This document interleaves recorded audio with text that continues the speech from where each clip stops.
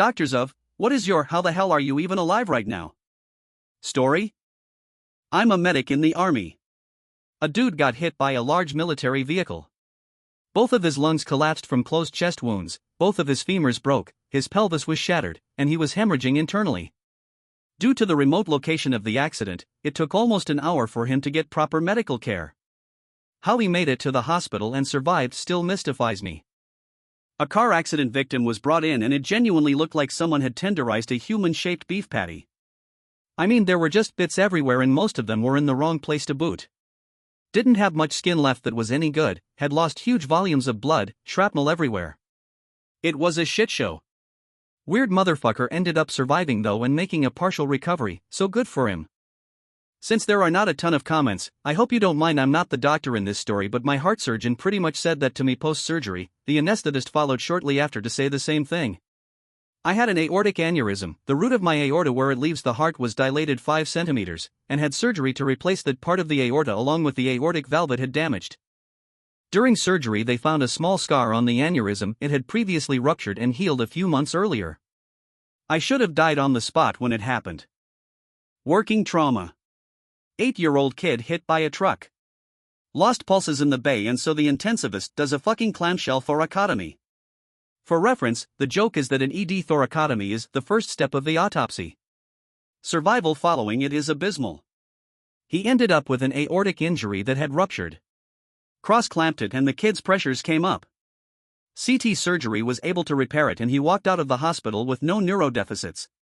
Huge win. I'll never forget it.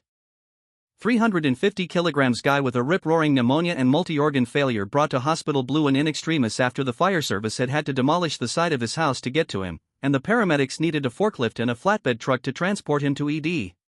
The doors of his house and the usual ambulance were just too small for him to get through. He survived a rocky 3-month stay on intensive care, most of that on a ventilator. Turned up 6 months later for a visit and shook my hand. He was walking, talking, back at work, 1/3 of the weight and apparently better for the whole experience. Nurse here. I had an 11-year-old in ER once that took a 20-gauge shotgun to the side of the chest. The shell contained birdshot. He was shot from 5 feet away. You could see his lungs breathing and heart beating. The whole side of his chest wall was gone. He survived. This isn't from me, but my grandfather. He served as a surgeon in Vietnam at the height of the Vietnam War. One wounded soldier came to his office with a fucking grenade lodged in his eye socket, like the type from a grenade launcher. Gramps had to initially try to perform surgery from behind a row of sandbags using a series of metal extension arms to manipulate surgical instruments, but realized pretty quickly that that was almost impossible. He moved in past the sandbag wall and removed the grenade by hand. As it turns out, the grenade was still live, but for whatever reason did not detonate. End of the day, both my grandpa and his patient survived the ordeal. Not a doctor, but my great-uncle was a doctor and he had a story.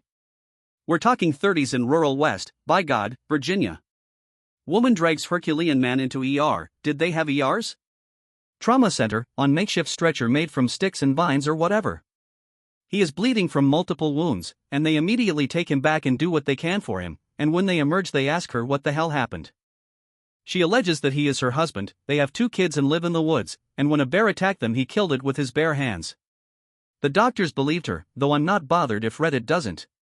He woke up soon enough that the doctors were again astonished, and left under his own power, limping off.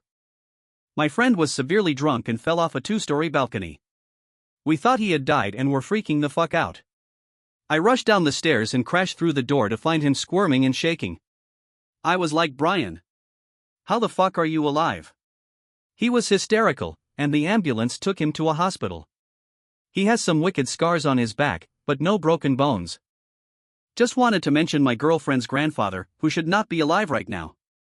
Last week he went into the hospital for a small heart attack. He has been to the hospital a few times recently due to congestive heart failure, but this is his first heart attack. 2 days after this incident, while still in the hospital, he had a stroke and fell to the ground while walking to the bathroom, fracturing the back of his skull.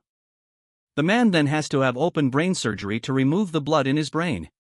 During his entire stay at the hospital he has been revived a total of 7 times. For someone who only has 10% of their heart functioning, I'll say he's the toughest son of a bitch I know.